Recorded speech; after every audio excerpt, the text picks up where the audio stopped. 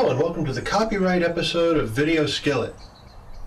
In today's episode, we'll be talking about America's broken copyright system. We'll be looking at its history, and we'll be looking at the problems it's caused or is causing. What's wrong with this construct? I think we have a problem. I think there's a theorem in the system. That's not possible. This is an isolated system. I just put the CD in place of music and it went haywire. I'll get you out as soon as I can. Can you at least get me a weapon? I'm on it.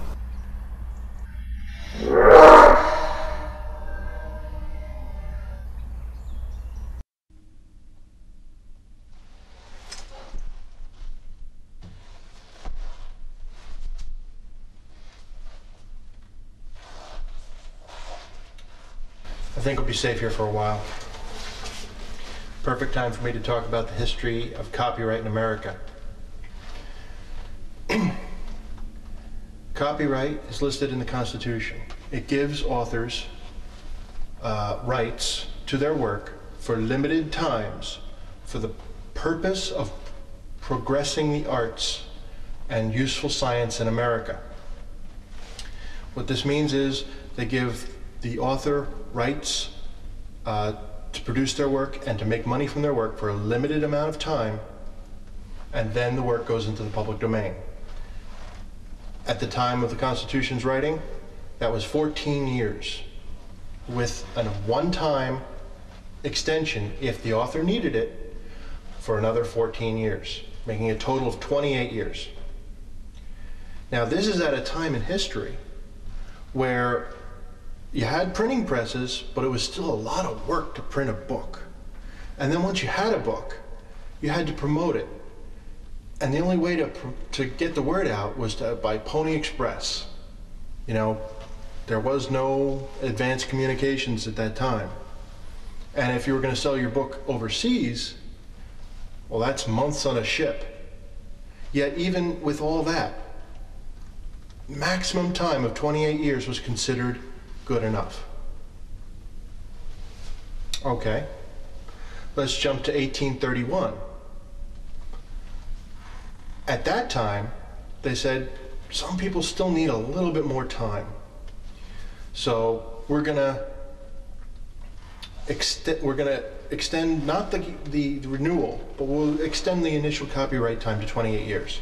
So now you had 28 years and a one-time renewal of 14. Making a total of 42 years. Okay, that seems kind of reasonable, given the state of the world. But now let's jump ahead to 1909.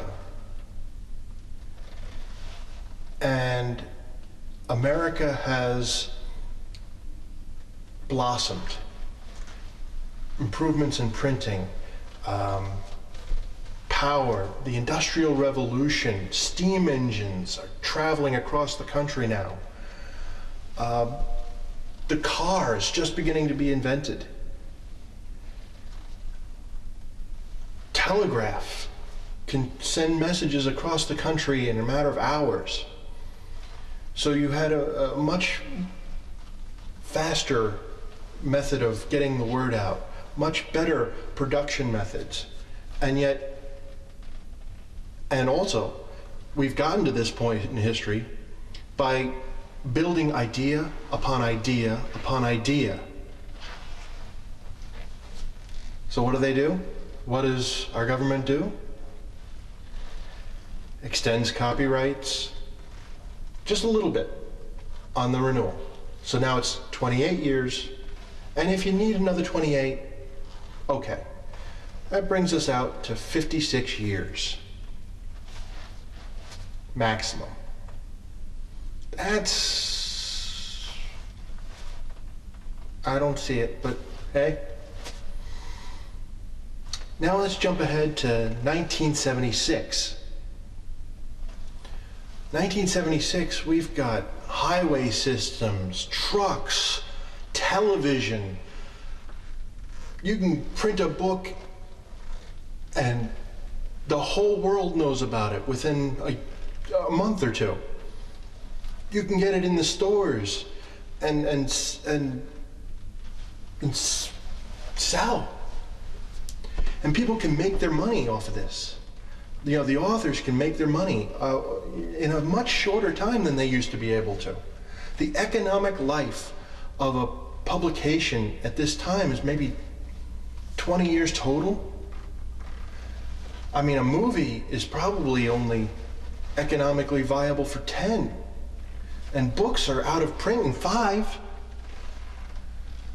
But still, in 1976, they extend copyright to the author's lifetime plus 50 years. Plus 50 years for a work that's had its economic lifetime, the majority of its economic lifetime in the first 10 years of its existence because of improved communication and manufacturing? Okay. Okay. But that's not all it did. In 1978, they also created another thing called automatic copyright. Up to this time, you had to actually register with the government the thing you wanted to copyright. Otherwise, whatever you produced would be in the public domain, and other people could use it. If it wasn't marked with the copyright, everyone could use it. Now, it doesn't need to be marked with a copyright because of automatic copyright. As soon as you create something, as soon as you post a comment to this video, you own the copyright. And you own the copyright for the rest of your life. And for even beyond that, at 1978, you owned it for 50 years beyond.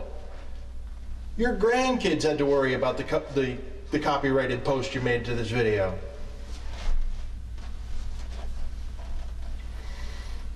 It's ridiculous. But then, in 1998, it got even more silly. Why? Because of the Mickey Mouse Act. Mickey Mouse, because Disney was one of the major backers of this. They extended copyright for another 20 years.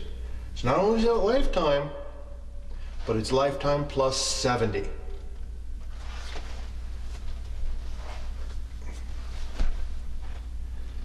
So how do you build upon idea upon idea if you've got to wait lifetime plus 70? Sounds like it's creating some problems in the copyright system, but we'll get into the problems later, if I can.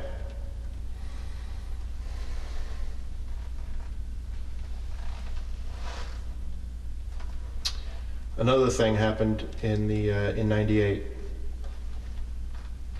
The Digital Millennium Copyright Act. This allowed publishers of digital material to place locks and code in systems.